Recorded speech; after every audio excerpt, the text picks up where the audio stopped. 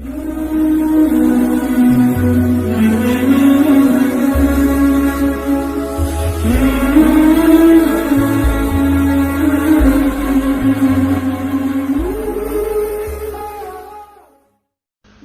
اللہ الرحمن الرحیم۔ السلام علیکم ورحمۃ اللہ وبرکاتہ۔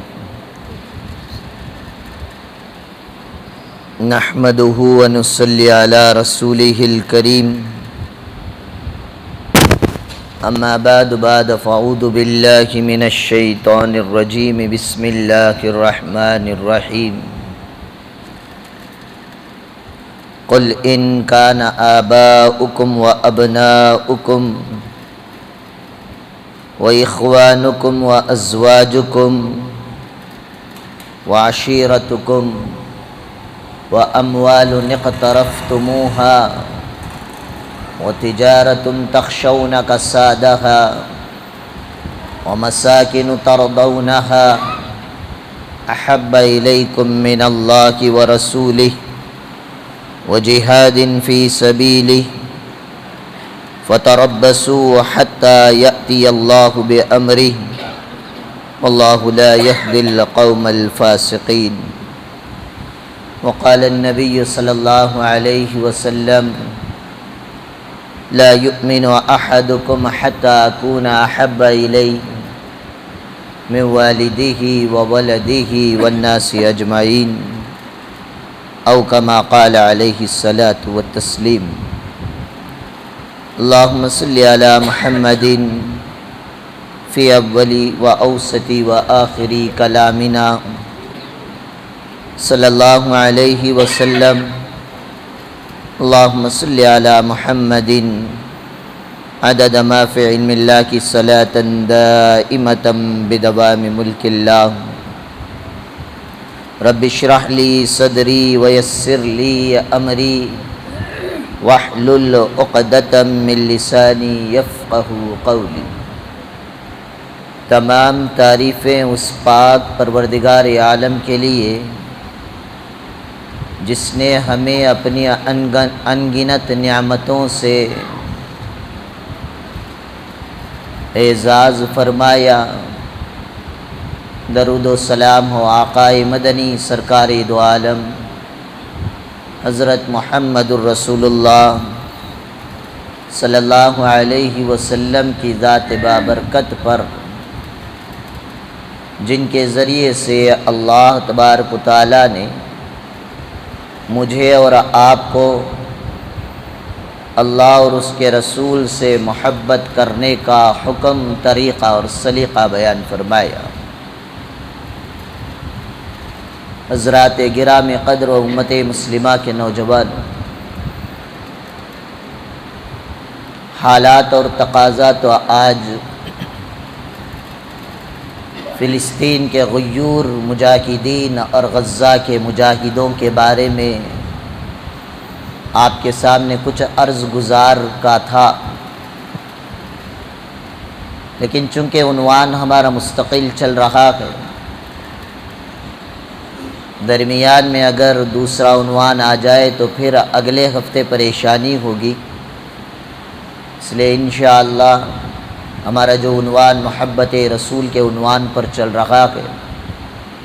جس آیت کو میں نے چھیڑا تھا، انشاءاللہ آج اس عنوان کو ختم کرنے کی کوشش کی جائے گی۔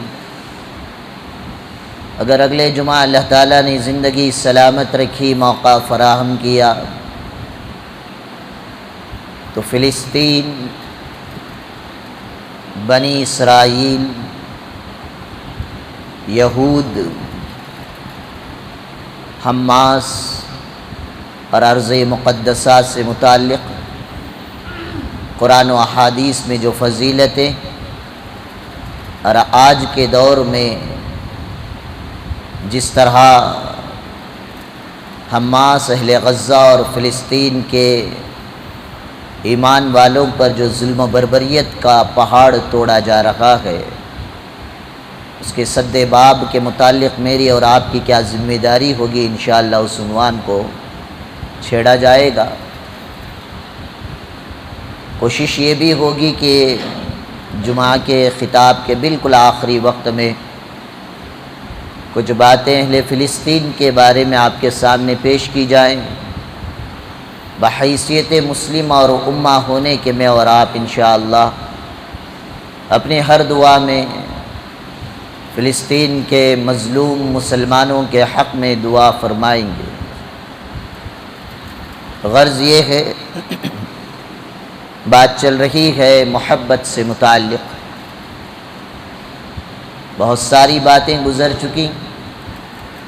سرسری طور پر عنوان لے کر آگے چلتے ہیں۔ اللہ تعالیٰ نے قرآن میں ارشاد فرمایا والذین آمنوا اشد حبا للہ، اصل ایمان والے تو وہ ہیں جو اللہ تعالیٰ سے سخت محبت کرتے ہیں،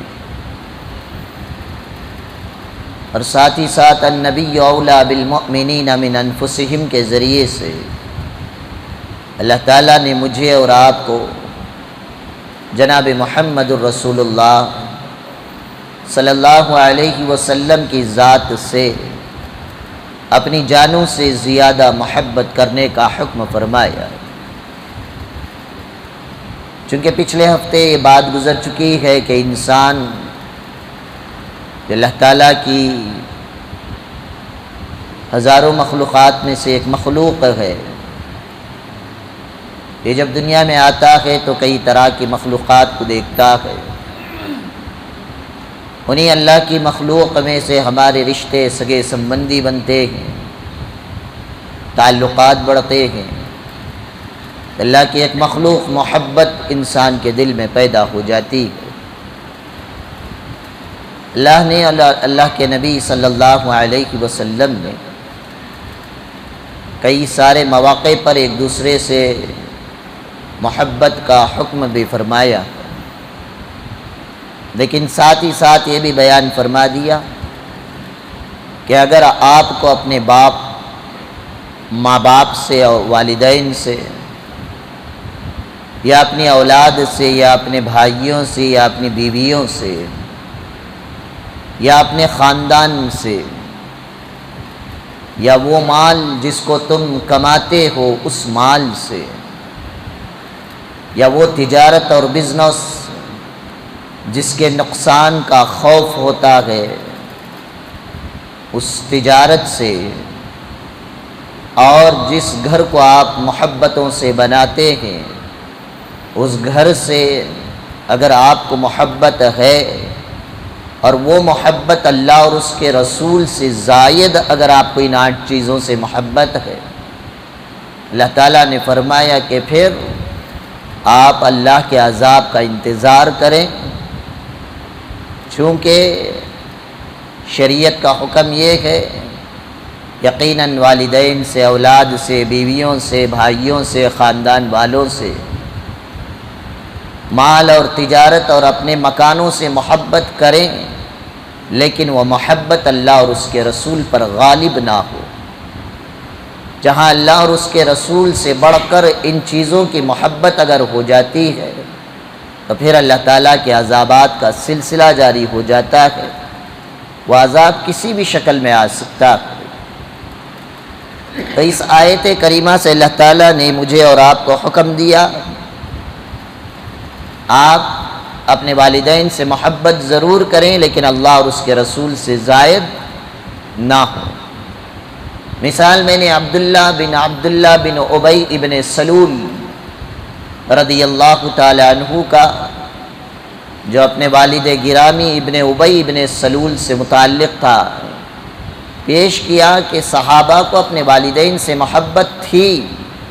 لیکن جہاں اللہ اور اس کے رسول درمیان میں حائل آ جاتے ہیں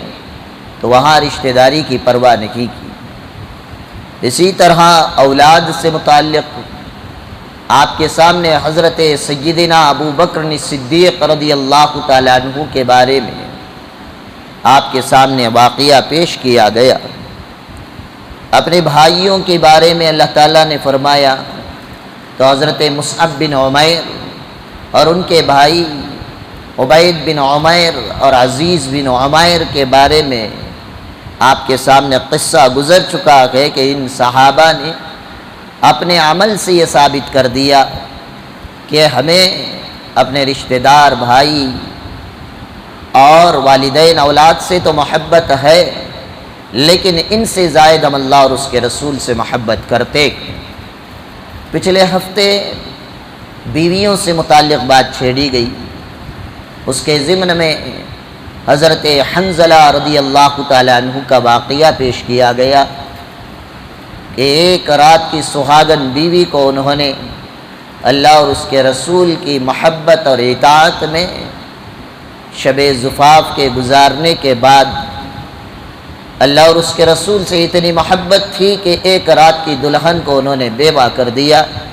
اور خود کو اللہ اور اس کے رسول اور ان کے دین کے لیے پیش کر دیا۔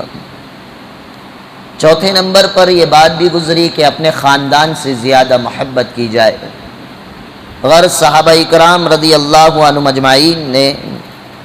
جتنے مہاجر صحابہ مکے والے تھے، انہوں نے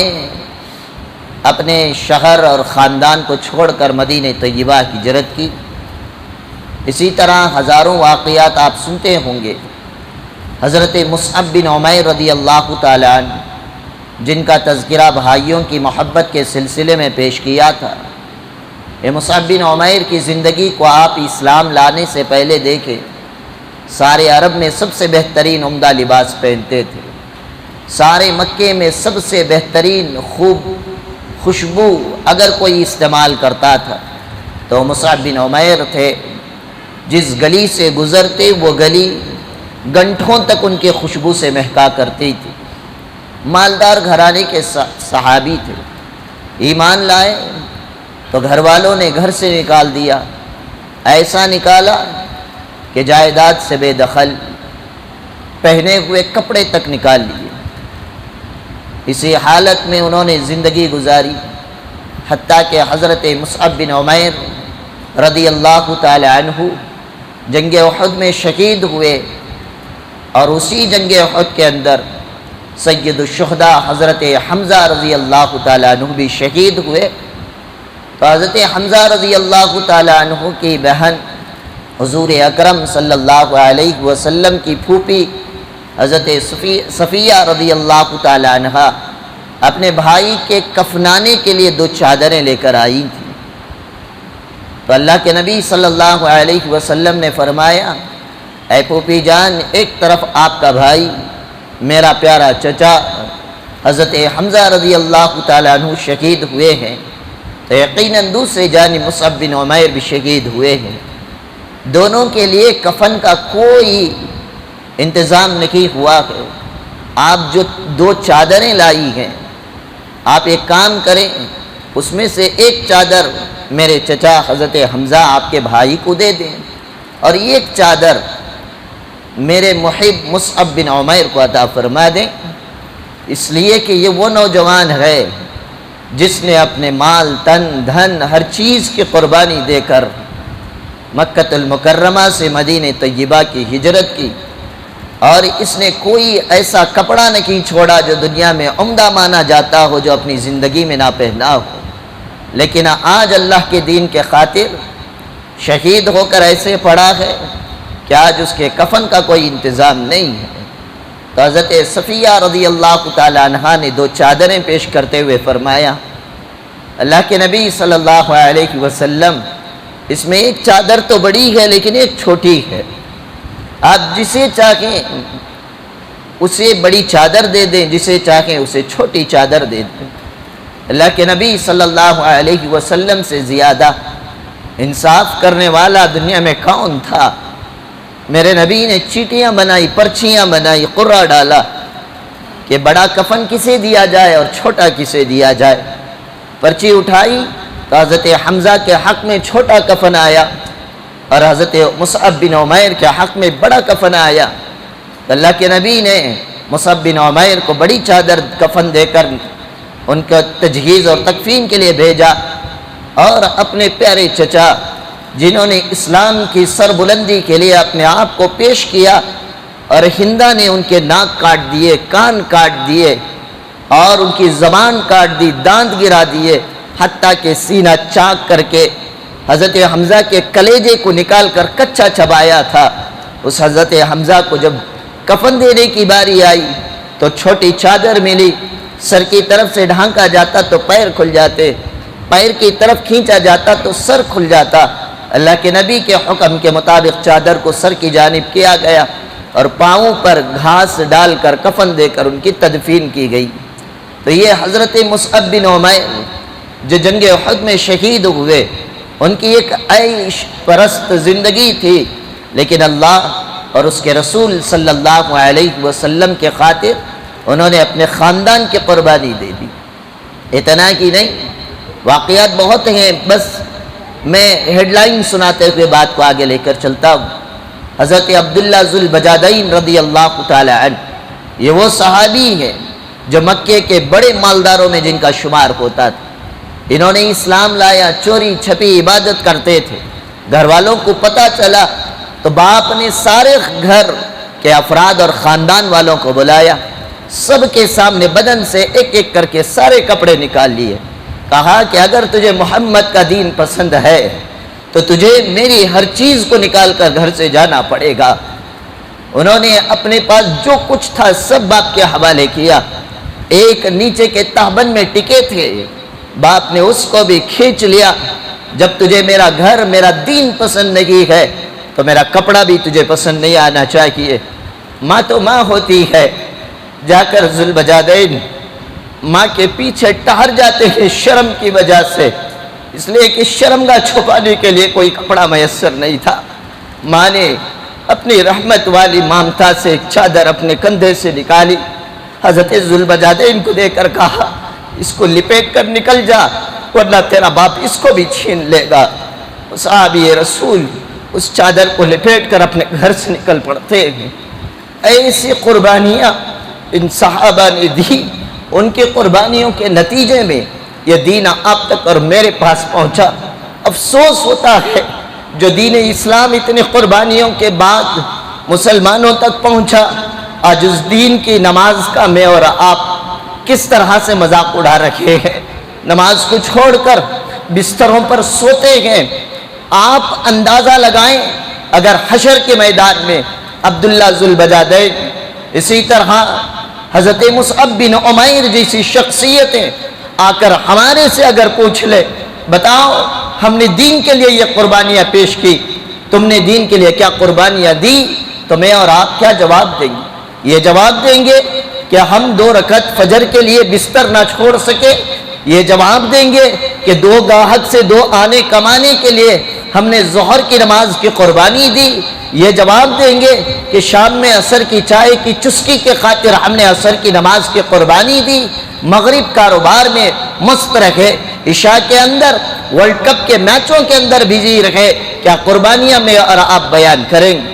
کیا قرآن کی تلاوت بڑی ہے یا ورلڈ کپ کا میچ بڑا ہے یا PUBG کا گیم بڑا ہے؟ کاش کیا آج یہ نوجوان اپنے موبائل کی جگہ قرآن کو اپنا دستور حیات بناتا، زندگی گزارنے کے لیے اللہ اور اس کے رسول کی شریعت کو تھام لیتا۔ خدا کی قسم آج مسلمان سر چڑھ کر بولتا، ساری دھرتی کے اندر جب تک صحابہ تھے، صحابہ کا ڈنکا ساری دنیا میں بج رہا تھا، جبکہ وہ مٹھی بھر صحابہ تھے۔ آج میں اور آپ 2 ارب سے زائد ہیں، لیکن کہیں فلسطین کی سرزمین پر یہود اور زیونسٹ کے حوالے ہو کر آج ہمارے خونوں کے ساتھ ہولی کھیلی جا رہی ہے، کہیں غزہ کی پٹی پر خون کے فوارے اڑائے جا رہے ہیں۔ ایک زمانے تک چیچینیا کے اندر مسلمانوں کا یہی حال تھا، عراق کے اندر یہی حال رہا، افغانستان میں اور آپ پٹے، عراق کی سرزمین پر مسلمانوں کے بدنوں کے پرخچے اڑائے گئے تھے۔ یہ حالات جو بدل رہے ہیں، ایمان والوں میں اور آپ سیدھے نہیں ہیں یا اللہ کے پسندیدہ نہیں ہے کہ یہاں پر وہ حالات نہیں آئے۔ اگر ہم اپنی بدماشیوں پر قابو نہ کر سکے، اللہ اور اس کے رسول کی اطاعت اور اس کی محبت میں آ کر اطاعت نہ کریں گے تو کوئی دور نہیں ہے جو حالات برما کے اندر پیش آئے تھے وہ حالات میرے اور آپ کے ملک کے اندر بھی پیدا ہو سکتے ہیں۔ تو غرض یہ ہے، اس عنوان کو چھیڑنے کی وجہ یہ ہے، محبت رسول کے نام پر نعرے بازیاں کر دینا، جلسہ جلوس کر دینا، گلیوں کے اندر جھنڈیاں لگا دینا، ایک دن کے لیے سیریل لائٹ سے گلیوں کو سجا کر میں نے اور آپ نے 24 گھنٹے تک بہت شور شرابہ کیا، ڈی جے بجائے، نعتیں پڑھی، میوزک بجا، کچھ نامعقول لوگوں نے اس ڈی جے پر ناچا، ننگا ناچ کیا، سیر و تفریح کی، سپاٹے کیے، انٹرٹینمنٹ کیے، اور اس کے بعد کی صبح کیا ہوئی؟ وہی دھیڑوں چماروں والی صبح۔ نہ فجر ہماری زندگی میں آئی، نہ تہجد ہماری زندگی میں آئی، نہ تہجد میں رو کر انسانیت کے خاطر دعا کرنا مجھے اور آپ کو یاد رہا، نہ ہماری زندگی سے جھوٹ ختم ہوا، نہ سچائی کو ہم نے پکڑا، نہ امانت داری آئی، نہ دھوکے بازی ہم سے گئی، نہ سود کا معاملہ ہم سے روٹھا۔ غرض یہ ہے جیسی زندگی 11 ربیع الاول میں اور آپ گزار رکھے تھے، 12 ربیع الاول کے عاشق رسول کے جلسہ کرنے کے بعد 13 ربیع الاول سے بھی اگر ہماری زندگی ویسی ہی رہی تو آپ اپنے دل سے پوچھ لیں کہ کیا محبت رسول کا کوئی شیوا میرے اور آپ کے دل کے اندر اترا؟ نبی کی سنتوں کی قدر میرے اور آپ کی زندگی میں آئی؟ کیا ہم نے نبی کی سنتوں پر عمل کیا، یا اللہ کو ہم نے خوش کیا یا ناراض کیا؟ تو غرض یہ ہے یہ صحابہ کے جنہوں نے اللہ اور اس کے رسول سے اس قدر محبت کی۔ عبداللہ نے اپنے باپ ابن ابی ابن سلول کو نہیں دیکھا، حضرت ابو بکر نے اپنے بیٹے عبد الرحمن ابن ابو بکر کو نہیں دیکھا، حضرت حنظلہ نے اپنی بیوی کو نہیں دیکھا، اور حضرت مصعب بن عمیر نے اپنے بھائیوں کو نہیں دیکھتے ہوئے اپنی جان کا نذرانہ پیش کرتے ہوئے مرنے مارنے کے لیے تیار ہو گئے، اس لیے کہ والدین سے ہمیں بے شک محبت ہے، اولاد سے محبت ہے، بھائیوں سے محبت ہے، بیویوں سے محبت ہے، خاندان سے محبت ہے، لیکن یہ محبتیں دوسرے درجے کی ہیں، ان سے زائد مجھے اور آپ کو محبت اللہ اور اس کے رسول سے ہونا چاہیے۔ اور صحابہ نے ہجرت کر کر اپنے خاندانوں کی قربانیاں دے کر پیش کر دیا کہ دیکھو خاندان کو بھی اگر اللہ اور اس کے رسول کے لیے چھوڑنا پڑے تو ہمیں چھوڑنا پڑے گا، یہ ہمارا ایمان کہتا ہے۔ دوسری مثال حضرت زید بن حارثہ رضی اللہ تعالی عنہ، زمانے جاہلیت میں، یعنی میرے نبی صلی اللہ علیہ وسلم کے نبوت کے اعلان سے پہلے حضرت زید بن حارثہ رضی اللہ تعالیٰ اپنے والدین کے ساتھ ننیحال جا رکھے تھے۔ اچانک بنو قیس کے لوگوں نے اس قافلے پر لوٹ مار کر دیا،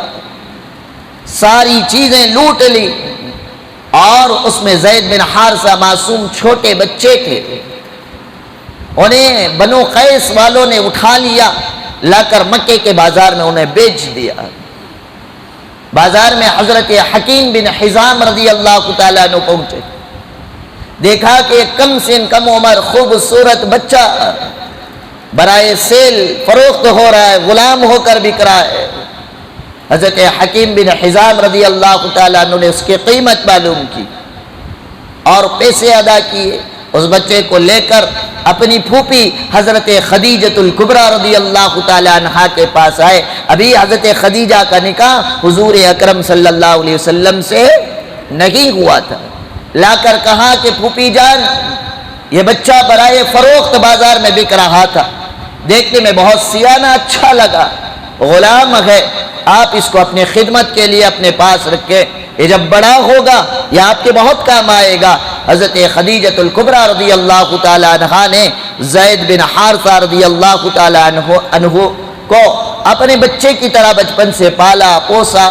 جب حضرت خدیجہ رضی اللہ تعالی عنہا کا نکاح جناب محمد الرسول اللہ صلی اللہ علیہ وسلم سے ہوا تو اپنے ساتھ اس زید بن حارثہ کو بھی لے کر حضور اکرم صلی اللہ علیہ وسلم کے گھر گئی، اور جا کر اللہ کے نبی صلی اللہ علیہ وسلم سے فرمایا، اللہ کے نبی یہ میرا غلام ہے زید بن حارثہ، یہ مجھے بہت پسند ہے، میں اس بچے کو آپ کے لیے ہدیہ کرتے ہوں۔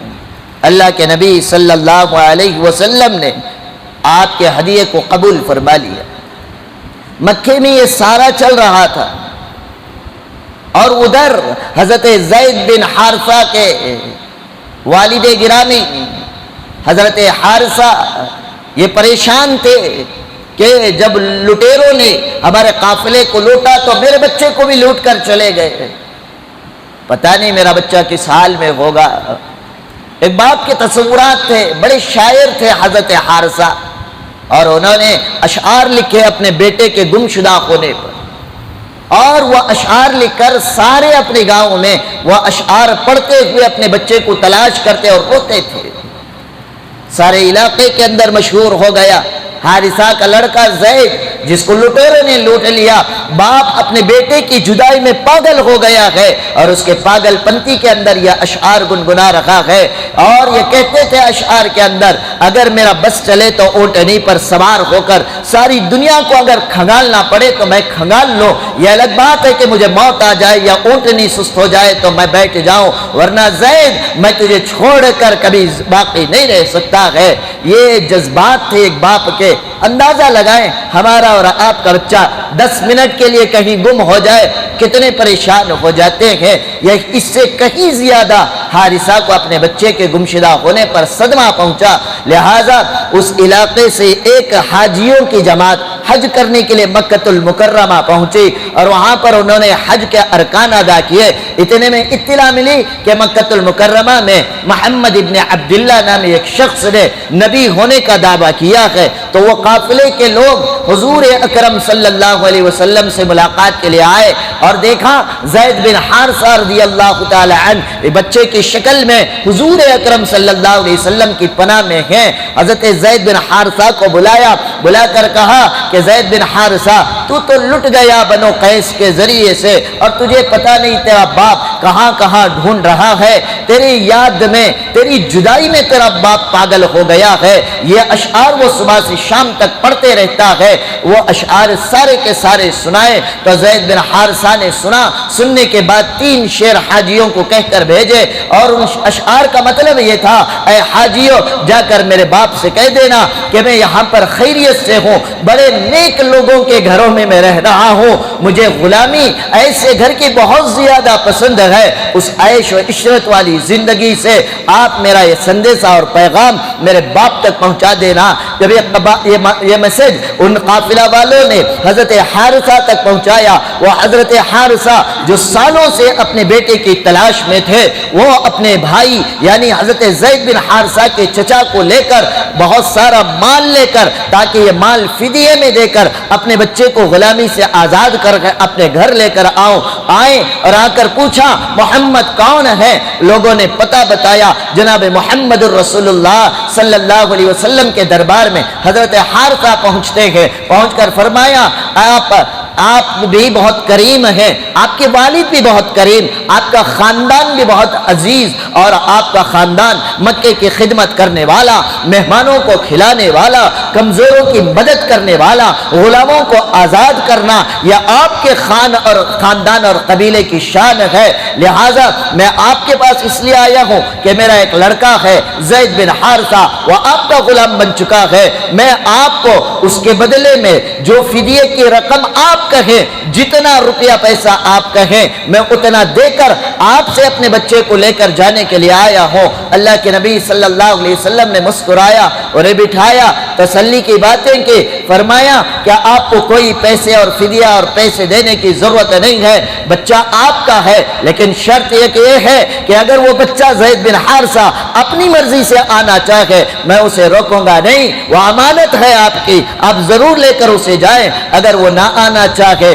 تو اس پر کوئی زبردستی نہیں چلے گی۔ فرمایا کہ ٹھیک ہے۔ حارثہ کو یقین تھا اولاد میری ہے، چچا کو یقین تھا بھتیجا میرا ہے، خاندان اس کا وہاں، قبیلہ اس کا وہاں، جائیدادیں پراپرٹیاں سب کچھ وہاں ہے، تو یہ کیسے یہاں پر غلامی کی زندگی ایکسپٹ کرے گا؟ چنانچہ انہوں نے بلایا، کہا کہ بلا لو ہمارے بچے کو، سامنے ہی پوچھا لیتے ہیں۔ حضور اکرم صلی اللہ علیہ وسلم نے حضرت زید بن حارثہ کو بلایا، اپنی گودی پر بٹھایا، اپنے رحمت والے ہاتھ سے ان کے سر مبارک پر پھیرا، اور اپنے ہاتھوں سے ٹھوڑی کو پکڑ کر زید بن حارثہ سے پوچھا، اے زید بن حارثہ جانتے ہو یہ کون ہے؟ بچے نے سر ہلاتے ہوئے فرمایا، ہاں یہ میرے ابو جان ہیں۔ ان کو جانتے ہو کون ہے؟ ہاں یہ میرے چچا جان ہیں۔ اللہ کے نبی نے فرمایا، یہ یہ آپ کو لے کر جانے کے لیے یہاں پر آئے ہیں۔ آپ کیا چاہتے ہیں؟ آپ اگر جانا چاہیں یا آپ کے والدہ اور چچا کے حوالے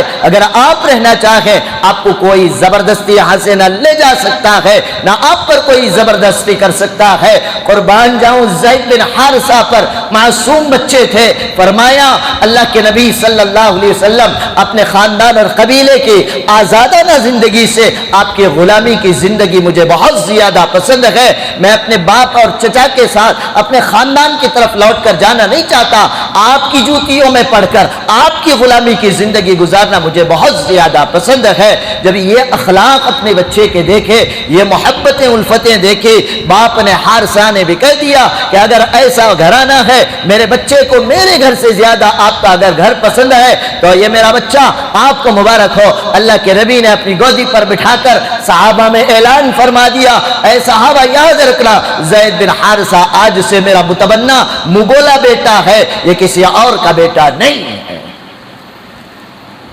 اس واقعے سے مجھے اور آپ کو یہ نچوڑ نکالنا ہے،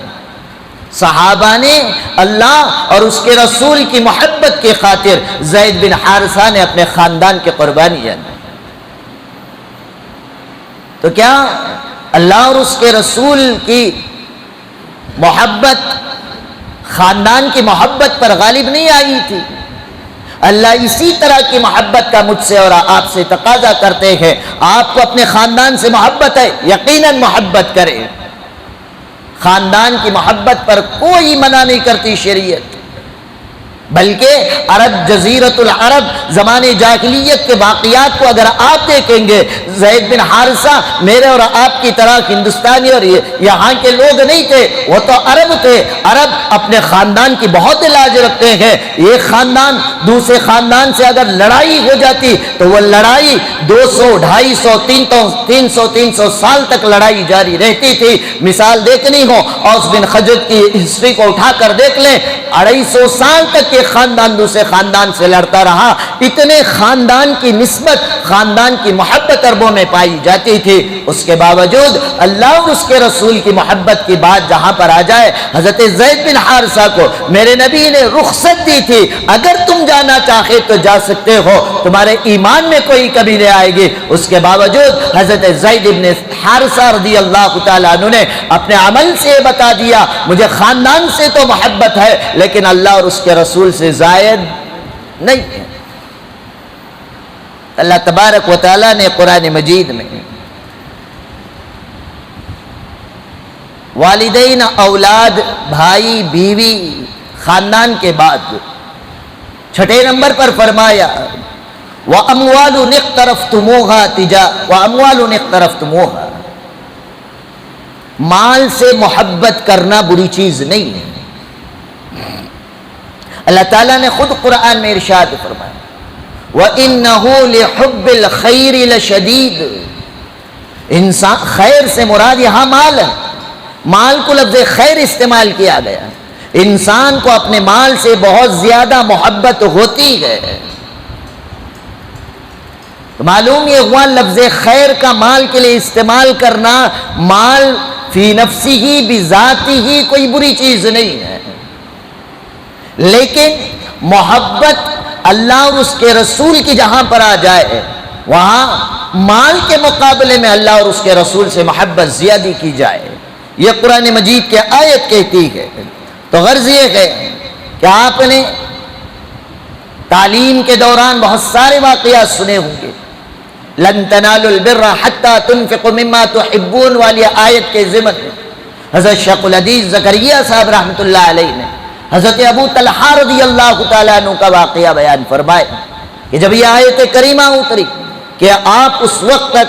بھلائی کے کمال تک نہیں پہنچ سکتے جب تک کہ آپ کا پسندیدہ مال خرچ کر دیا نہ جائے، تو حضرت ابو طلحہ رضی اللہ تعالیٰ عنہ کا جو پسندیدہ باغ تھا بیرحا، جو مسجد نبوی کے بالکل قریب تھا، جس کا پانی مدینے کے سارے کنووں سے زیادہ میٹھا تھا، اور وہ باغ میں میرے نبی صلی اللہ علیہ وسلم کبھی کبھی جا کر آرام فرمایا کرتے اور اس کنویں کا پانی بھی پیا کرتے۔ یہ آیت کریمہ اتری، حضرت ابو طلحہ رضی اللہ تعالیٰ عنہ نے اس باغ کو لا کر نبی کریم صلی اللہ علیہ وسلم کی خدمت میں نچھاور فرما دیا، اس لیے کہ یہ جو پسندیدہ مال ہے، اللہ اور اس کا رسول کمال درجے کے ایمان کے لیے اس کی قربانی کو شرط قرار دے رکھے گئے کہ ایسے مال کو میں قربان کرتا ہوں۔ اسی طرح واقعات میں لکھا ہے ایک صحابی حضور اکرم صلی اللہ علیہ وسلم کے پاس تشریف لائے، فرمایا اللہ کے نبی صلی اللہ علیہ وسلم میں اپنے باغ کی باؤنڈری بنا رہا ہوں، لیکن میرے باغ کی باؤنڈری بنانے میں بغل کے باغ والے کا ایک درخت درمیان میں آ گیا ہے، باؤنڈری کراس ہو جائے گی تو اچھا نہیں لگے گا، اس لیے میں چاہتا ہوں اپنی زمین پر سیدھی کی سیدھی میں باؤنڈری بناؤں، آپ اس سے بلا کر میری درخواست میرے بارے میں سفارش کر دیں، کیا آپ کے کہنے پر وہ شاید وہ اپنا درخت جو ایک آ گیا کہ میری باؤنڈری کے درمیان میں وہ مجھے بیچ دے تو میں اسے پیسے دے کر اسے اپنے باغ میں شامل کر لوں۔ حضور اکرم صلی اللہ علیہ وسلم نے پڑوس کے باغ والے ساتھی کو بلا کر فرمایا، اب وہ آنے والے جو ساتھی ہیں ان کے بارے میں مختلف روایتیں ہیں، ان روایتوں میں مجھے جانا نہیں، بعض کہتے ہیں منافق ہیں، بعض کہتے ہیں صحابی ہیں، بہرحال اللہ کے نبی نے بلا کر فرمایا کہ اگر تم اس ایک درخت کو یہ صحابی کے باغ کے لیے دے دو تو میں اس ایک درخت کے بدلے تمہیں جنت کے اندر کھجوروں کا باغ عطا کروں گا۔ صحابی ہیں یا وہ جو پڑوس والے آئے تھے، انہوں نے پوچھ لیا اللہ کے نبی صلی اللہ علیہ وسلم یہ آپ کا حکم ہے یا مشورہ؟ صحابہ کی باریکیاں دیکھیں، اور میں اور آپ مشورہ نہیں دیتے، ڈائریکٹ حکم پاس کرتے۔ اللہ کے نبی نے جب یہ بات کہی ایک درخت تم دے دو تو تمہیں بدلے میں جنت میں باغ ملے گا، تو انہوں نے سامنے والوں نے پوچھ لیا اگر یہ آپ نے جو بات کہی یہ آپ کا مشورہ ہے یا آپ کا حکم ہے؟ اللہ کے نبی نے فرمایا کہ میرا مشورہ ہے، نبی کے حکم پر عمل کرنا واجب، نبی کے مشورے پر عمل کرنا واجب نہیں ہے۔ اللہ کے نبی صلی اللہ علیہ وسلم چاہتے تو کہہ سکتے تھے یہ میرا حکم ہے، آرڈر ہے، تم دے دو اس کو، جب تو دینا کی پڑتا۔ اللہ کے نبی صلی اللہ علیہ وسلم نے زبردستی کسی کا ایک درخت کسی کو نہیں دیا، فرمایا میرا مشورہ ہے، دے دو تو اچھی بات ہے، فرمایا کہ میں نہیں دوں گا۔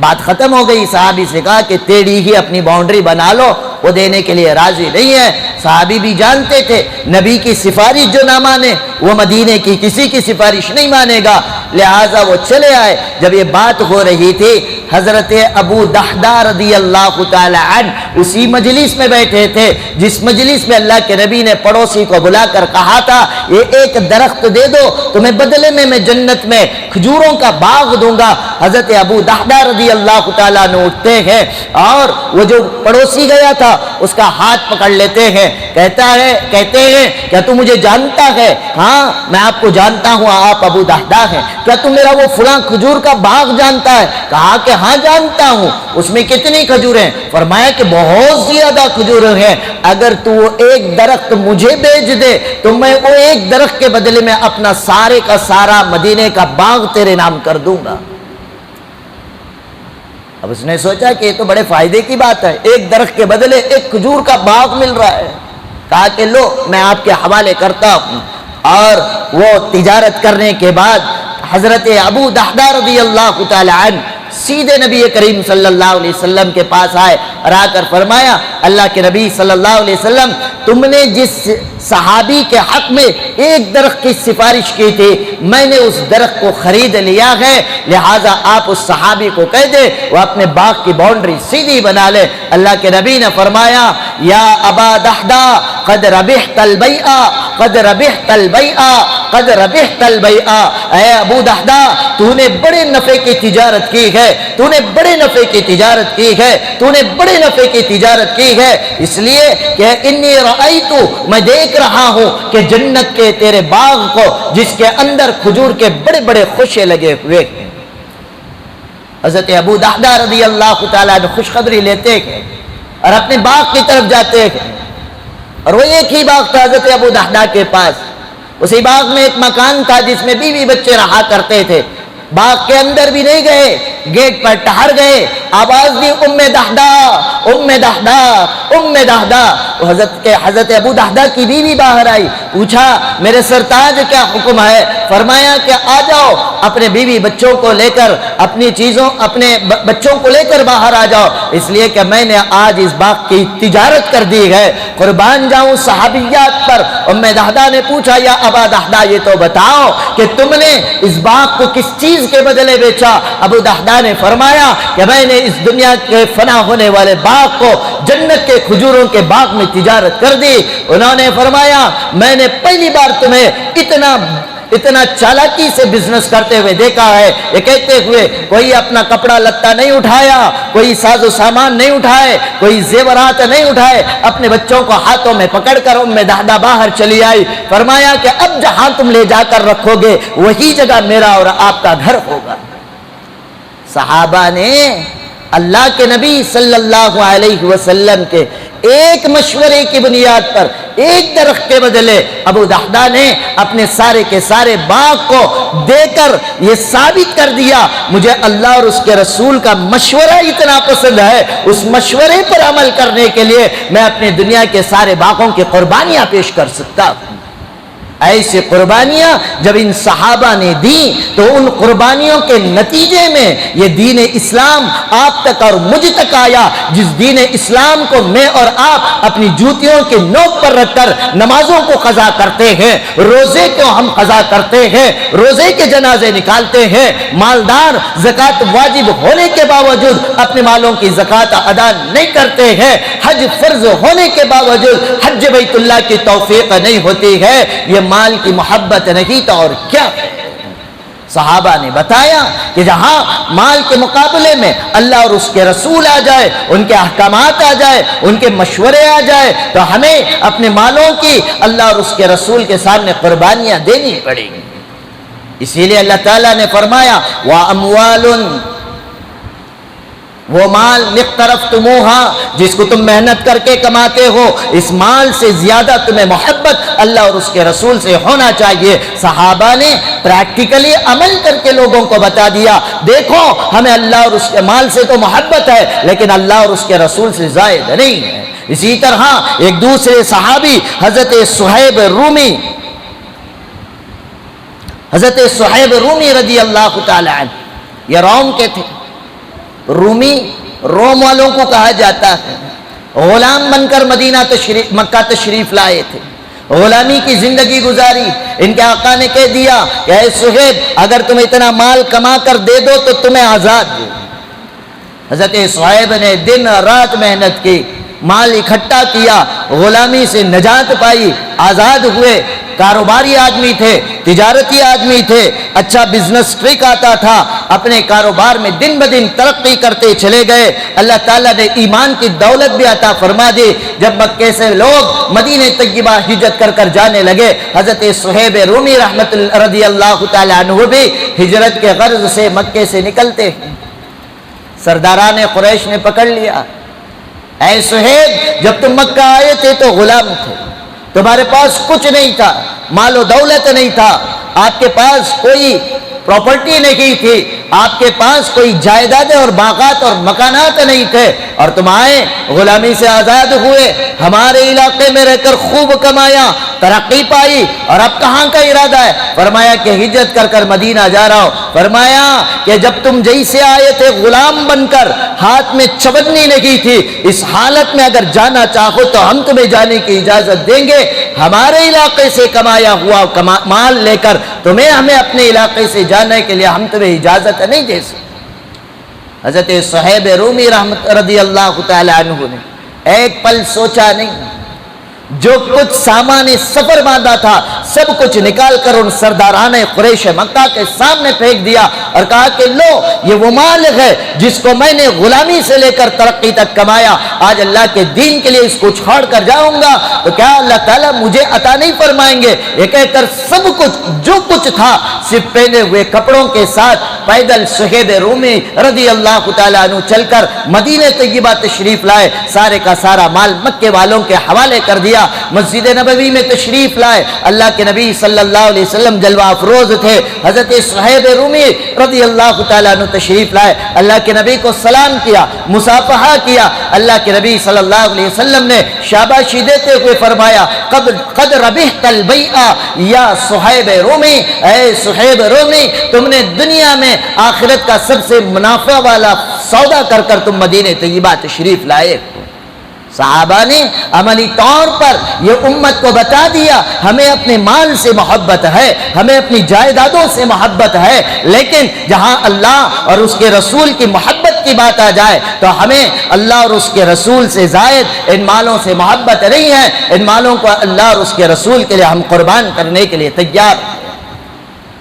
7ویں نمبر پر اللہ تعالیٰ نے فرمایا وَتِجَارَةٌ تَخْشَوْنَ كَسَادَهَا, کیا آپ کو اپنے بزنس سے محبت, تجارت سے یقیناً محبت ہونی چاہیے. اور بالکل یہ بات اپنے گانٹھ باندھ کر یاد رکھیں, تجارت کرنے سے شریعت منع نہیں کرتی ہے. اللہ کے نبی صلی اللہ علیہ وسلم ملک شام تجارت کے لیے گئے تھے. نبوت کے اعلان سے پہلے صدیق اکبر تاجر تھے, عمر فاروق تاجر تھے, امام ابو حنیفہ تاجر تھے. جتنے آپ عبد الرحمن ابن عوف, عثمان غنی رضی اللہ تعالیٰ, ان سارے صحابہ کی زندگی کو اٹھا کر دیکھ لے, یہ تجارت یقیناً کرتے تھے. تجارت کرنے سے شریعت منع نہیں کرتی, بلکہ اللہ کے نبی صلی اللہ علیہ وسلم نے اس حد تک درجہ بندی فرما دی, التاجر الصدوق الامین بعثہ اللہ یوم القیامت فقیہا علیما. اللہ کے نبی نے فرمایا وہ بزنس مین, وہ تجارت کرنے والا جو جھوٹ سے بچ کر سچائی کے ساتھ تجارت کرتا ہو, جو خیانت سے بچ کر, دیانت سے بچ کر امانت داری کے ساتھ تجارت کرتا ہو, وہ تاجر کو اللہ تبارک و تعالی قیامت کے دن حشر کے میدان میں علماء اور فقہاء کے ساتھ اس کا فیصلہ فرمائیں گے. معلوم یہ ہوا جو آدمی امانت داری سے, سچائی کے ساتھ تجارت کرتا ہے, اس کی وہ تجارت بھی اجر اور ثواب اور نیکیاں حاصل کرنے کا ذریعہ اور سبب بنتا ہے. بلکہ اللہ کے نبی نے ارشاد فرمایا کسب الحلال فریضۃ بعد الفریضہ, فرض نماز کے بعد حلال کی کمائی کمانا یہ بھی امت مسلمہ پر فرض قرار دے دیا گیا. اگر کوئی آدمی کمانے کے لیے اس نیت سے جاتا ہے میرے بیوی بچے ہیں, ان کا روٹی کپڑا مکان کا ذمہ اللہ نے مجھے بنایا ہے, میں ان کے لیے ذریعہ ہوں, روزے دینے والی ذات اللہ کی ہے, اس اللہ کے حکم کی تکمیل کے لیے میں تجارت کرنے جا رہا ہوں, میں آٹو چلانے جا رہا ہوں, میں کولی کرنے جا رہا ہوں, میں میکینک کا کام کرنے جا رہا ہوں. چھوٹے سے چھوٹا حلال کام بھی اگر اس نیت سے اگر جاتا ہے تو اللہ کے نبی صلی اللہ علیہ وسلم نے فرمایا یہ حلال کی کمائی کمانا ایمان والے پر فرض ہے. جتنا فرض عبادت کے ادا کرنے پر اجر اور ثواب ملتا ہے, اتنا ہی سچائی امانت داری کے ساتھ حلال کی کمائی کمانے والے کو بھی اجر اور ثواب دیا جاتا ہے. لیکن جہاں تجارت اور میرے درمیان اللہ اور اس کا رسول اگر آ جائے تو یہاں پر اللہ اور اس کے رسول کے ڈیمانڈ اور محبت اور اوامر و نواہی کو ہم سامنے رکھیں گے, تجارت کو دوسرے نمبر پر رکھا جائے گا. اللہ تعالیٰ نے اسی کی طرف اس آیت کریمہ میں اشارہ فرمایا. آئیے صحابہ کی زندگی میں دیکھیں, مدینے کے اندر قحط سالی طاری ہو گئی تھی. حضرت عثمان غنی رضی اللہ تعالیٰ عنہ نے ملک شام سے 300 اونٹوں پر گندم یعنی گہوں منگوایا تھا. جب وہ 300 اونٹوں پر لدا ہوا گہوں مدینے کے بازار میں آیا, مدینے کے سارے تاجر حضرت عثمان ابن عفان رضی اللہ تعالیٰ عنہ کے پاس پہنچ گئے. فرمایا اے عثمان ابن عفان, مدینے میں قحط سالی ہے, مدینے میں اناج اور غلے کی کمی ہے, یہ جو اناج اور غلہ تم لے کر آئے ہو آپ اس کو ہمیں نفع کے ساتھ دے دے, ہم آپ کو بہترین بھاؤ دیں گے تاکہ ہم اس کو اسٹاک مارکیٹ کر کے منہ مانگے داموں پر ہم بیچ سکے تاکہ ہمیں بھی زیادہ نفع ہو. حضرت عثمان غنی نے پوچھ لیا بتاؤ کیا دو گے؟ فرمایا 10 کا 12 دیں گے. فرمایا نہیں اور زیادہ چاہیے. اور کیا دو گے؟ فرمایا 10 کا 15 دیں گے. فرمایا اور زیادہ دینے والے لوگ موجود ہیں. فرمایا کہ 10 کا 20 دیں گے, دوگنا ہم دینے کو تیار ہے. عثمان غنی رضی اللہ اللہ تعالیٰ عنہ نے فرمایا نہیں نہیں، مجھے ایک وہ ذات ملی ہے جو مجھے اس سے زائد نفع دینے کے لیے تیار ہے۔ تو ان مدینے کے تاجروں نے پوچھ لیا عثمان غنی سارے تاجر تو یہی ہیں، کون ہے جو ہم سے زیادہ مول بھاؤ کر کے تمہیں نفع بخش تجارت دے سکتا ہے؟ حضرت عثمان غنی رضی اللہ تعالیٰ عنہ نے فرمایا اللہ کا کلام کہتا ہے من جاء بالحسنہ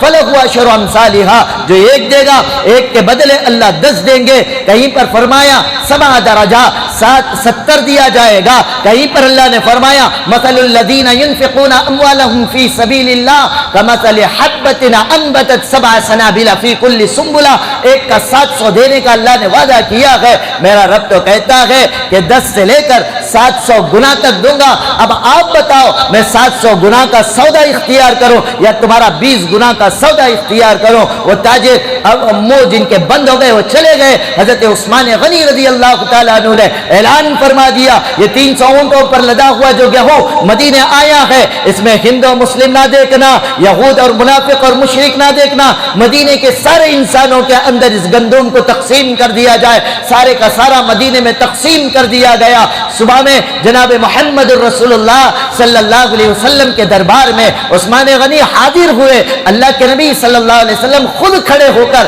حضرت عثمان غنی رضی اللہ تعالیٰ عنہ کا ویلکم کیا اور فرمایا آؤ عثمان آؤ، تمہارے خوشخبری دینے کے لیے میں بیٹھا ہوں، اس لیے کہ جو تم نے کل کارنامہ انجام دیا، رات اللہ تعالیٰ نے مجھے خواب کے ذریعے سے نیوتا بھیجا اور میں وہاں پر اللہ کا دیدار کیا، وہاں پر اللہ تعالیٰ نے ایک جلسہ منعقد کیا اور اس میں بتایا کہ اللہ تعالیٰ جنت میں تمہارا کس طرح سے اکرام فرمائیں گے، جنت میں تمہیں کون سا خلط کا جوڑا دیا جائے گا۔ میں صبح سے بے چین تھا کہ آپ سے ملاقات ہو تو میں آپ کو خوشخبری دے دوں۔ حضرت عثمان غنی رضی اللہ تعالیٰ عنہ نے فرمایا اللہ کے نبی صلی اللہ علیہ وسلم اس میں میرا کوئی کمال نہیں ہے، آپ کی دعاؤں سے اللہ نے یہ مال دیا اور آپ نے ساری انسانیت کا حق ادا کرنے کا حکم دیا، جہاں آپ کا حکم آ جائے وہاں پر یہ مال اور تجارت میرے سامنے کوئی حیثیت نہیں رکھتی ہے، اس لیے اپنے سارے تجارت کے مال کو میں مدینے کی گلیوں میں تقسیم کر دیا۔ صحابہ نے اپنے اس عمل سے بتایا کہ دیکھو مال تجارت سے یقیناً آپ کو محبت ہو، لیکن جہاں پر باری اللہ اور اس کے رسول کے آ جائے، حکم کے آ جائے، وہاں پر مال اور تجارت کو نہیں اللہ اور اس کے رسول کی محبت کے خاطر اپنے مالوں کو تقسیم کر دیا جائے۔ 8ویں نمبر پر اللہ تعالیٰ نے فرمایا وَمَسَاكِنُ تَرْضَوْنَهَا، اپنے پسندیدہ مکانوں کو آپ یقیناً پسند کریں لیکن اللہ اور اس کے رسول سے زائد نہیں۔ چنانچہ فضائل اعمال میں آپ نے مشہور قصہ سنا ہوگا، اللہ کے نبی صلی اللہ علیہ وسلم ایک دن سیر میں جا رہے تھے، راستے میں یہ قبہ، یہ گنبد عمارت پر دیکھا۔ صحابہ نے پوچھا یہ کیا چیز ہے؟ فرمایا کہ یہ قبہ ہے، گنبد ہے۔ فرمایا کس کا؟ فرمایا فلاں انصاری صحابی کا گھر ہے۔ اللہ کے نبی نے فرمایا یہ تو بڑا برا لگتا ہے، یہ کہہ کر چل لیے۔ وہ صحابی ملاقات کے لیے آئے، آ کر سلام کیا، میرے نبی نے چہرہ موڑ لیا، ادھر سے آ کر سلام کیا، میرے نبی نے چہرہ موڑ لیا، ادھر سے آ کر سلام کیا، میرے نبی نے چہرہ موڑ لیا۔ وہ سمجھ گئے کہ اللہ کے نبی مجھ سے ناراض ہے۔ مجلس ختم ہوئے، صحابہ سے پوچھا کیا بات ہے اللہ کے نبی مجھ سے ناراض ہے؟ فرمایا کہ آج سیر پہ نکلے، آپ کے قبہ کی طرف نبی کی نظر پڑی اور اللہ کے نبی کو تمہاری وہ عمارت پسند نہ آئی تو وہ گئے اور فوراً توڑ دیا۔ توڑنے کے بعد آ کر جتائے نہیں، خاموش وہ اپنی زندگی گزارنے لگے۔ پھر کچھ مہینوں کے بعد اللہ کے نبی دوبارہ اسی راستے پر جب گزر ہوا، صحابہ سے پوچھا یہاں پر ایک قبہ رہتا تھا، نظر نہیں آ رہا ہے۔ صحابہ نے فرمایا اللہ کے نبی وہ آ کر آپ کی مجلس میں سلام کیا تھا، آپ نے ناراضگی کا اظہار فرمایا، اعراض فرمایا تو اس نے آ کر پوچھا، ہم نے بتا دیا تو اس نے وہ قبے کو توڑ دیا۔ اللہ کے نبی صلی اللہ علیہ وسلم نے فرمایا ان کل بناء وبال علی صاحبہ الا مالا الا مالا الا مالا، فرمایا کہ ہر تعمیر، ہر کنسٹرکشن، ہر بلڈنگ، ہر عمارت جو ضرورت سے زائد ہے وہ بلڈنگ اونر کے لیے وبال ہے، وبال ہے، وبال ہے، الا مالا، مگر وہ مال، وہ گھر جو اس کے رہنے کی ضرورت کا ہے اس پر کسی طرح کا کوئی وبال نہیں۔ تو یہ واقعات، یہ احادیث ہمیں بتاتی ہے یقیناً آپ کو اپنے مکان سے محبت ہو، تعمیرات سے محبت ہو، لیکن جہاں تقاضا اللہ اور اس کے رسول کی محبت کا آ جائے وہاں پر ہمیں اللہ اور اس کے رسول کے سامنے والدین سے زیادہ محبت کرنی پڑے گی، اولاد سے زیادہ محبت کرنی پڑے گی، بھائیوں سے زیادہ محبت کرنی پڑے گی، بیوی سے زیادہ محبت کرنی پڑے گی، خاندان سے زیادہ محبت کرنی پڑے گی، اور مال سے زیادہ محبت، تجارت سے زیادہ محبت، مکانوں سے زیادہ محبت اللہ اور اس کے رسول سے کرنی پڑے گی۔ اسی لیے آگے اللہ نے فرمایا احب الیکم من اللہ ورسولہ، اللہ اور اس کے رسول سے ان چیزوں سے زیادہ محبت ہو، وجہاد فی سبیلہ، اللہ کے راستے میں جہاد، قربانی دینے سے، جس طرح آج فلسطین کی روئے زمین پر اہل غزہ مجاہدین اپنی جان کی قربانیاں پیش کر رہے ہیں اس جہاد سے، اور اللہ اور اس کے رسول، اور دوسرے نمبر پر جہاد، یہ تین چیزوں سے محبت اتنی ہو کہ ان تین چیزوں سے زیادہ محبت ماں باپ سے، والدین سے، اولاد سے، بیوی سے، خاندان سے، قبیلے سے، بھائیوں سے، مال سے، تجارت سے، اپنے مکانوں سے زیادہ محبت اس سے ہونا ہے۔ اگر نہیں رہے گا قرآن اعلان کرتا ہے فتربصوا، پھر انتظار کرو حتی یأتی اللہ بامرہ، یہاں تک کہ اللہ تبارک و تعالیٰ کا عذاب تم پر مسلط ہو جائے۔ تو غرض یہ ہے یہ آیت کریمہ مجھے اور آپ کو حب رسول، محبت رسول کا پیغام دیتا ہے کہ ہم اللہ اور اس کے رسول سے اتنی محبت کریں کہ یہ 8 چیزوں کی محبت سے غالب اللہ اور اس کے رسول کی محبت ہوگی تو وہ آدمی کہلاتا ہے لا یؤمن احدکم حتی اکون احب الیہ من والدہ وولدہ والناس اجمعین۔ اللہ کے نبی نے فرمایا کہ جب تک آدمی کو اپنے اولاد، اپنے والدین، سارے انسان، مال، تجارت، دنیا کی ساری چیزوں سے زیادہ اللہ اور اس کے رسول سے جب تک محبت نہیں ہوگی وہ آدمی کامل ایمان والا نہیں ہے۔ اگر ہم اپنے آپ کو کامل ایمان والا مانتے ہیں تو ہمیں چاہیے ان 8 چیزوں سے زیادہ اللہ اور اس کے رسول سے محبت کریں۔ میں مانتا ہوں یقیناً ہمیں سب کو اللہ سے محبت ہے، رسول سے محبت ہے۔ جب کئی تقاضے آ جاتے ہیں، ڈیمانڈز آ جاتے ہیں، وہاں پر انسان جب چوائس کا کوئی راستہ نہیں رہتا، اللہ اور اس کے رسول کے احکامات کو بازو کر کے بیوی کے بتائے ہوئے شکرانے کے رسم کو بھی لے آتے ہیں، ہلدی اور تیل کے رسم کو بھی لے آتے ہیں کہ بھائی خاندان والے مانے نہیں، گھر والے مان رہے نہیں۔ یہ جب باتیں آ جاتی ہے تو پتہ چل جاتا ہے کہ اس کو خاندان، بیوی، گھر والوں سے زیادہ محبت ہے اللہ اور اس کے رسول کے مقابلے میں۔ تو غرض یہ ہے محبت تو سب کو ہے، اس میں کوئی ڈاؤٹ نہیں، لیکن سب سے زیادہ محبت ہونا ہے، اور وہ کب ہوگا جب ہم اپنے ایمان پر محنت کریں۔ اور ایمان کیسے محنت سے بڑا ہوگا؟ جب ہماری زندگی کے اندر عبادتیں ہوں گی۔ عبادتیں کیسے آئیں گی؟ عبادتوں میں سب سے محترم بشان عبادت نماز ہوگی۔ نماز کے ذریعے سے اللہ فرماتا ہے ان الصلاۃ تنہی عن الفحشاء والمنکر، جب آدمی نماز کی پابندی کرتا ہے اللہ تعالیٰ اس کی نماز کی وجہ سے اسے برائی اور غیر غلط کاموں سے اللہ اس کی حفاظت فرماتے ہیں۔ جب برائی سے بچے گا اللہ کی محبت بڑھے گی، رسول کی محبت بڑھے گی، زندگی میں تقویٰ آئے گا، سچا عاشق رسول بن کر زندگی گزارے گا۔ کریں گے سب انشاءاللہ۔ اللہ تعالیٰ مجھے اور آپ کو پکا سچا عاشق رسول بن کر زندگی گزارنے کی توفیق عطا فرمائے۔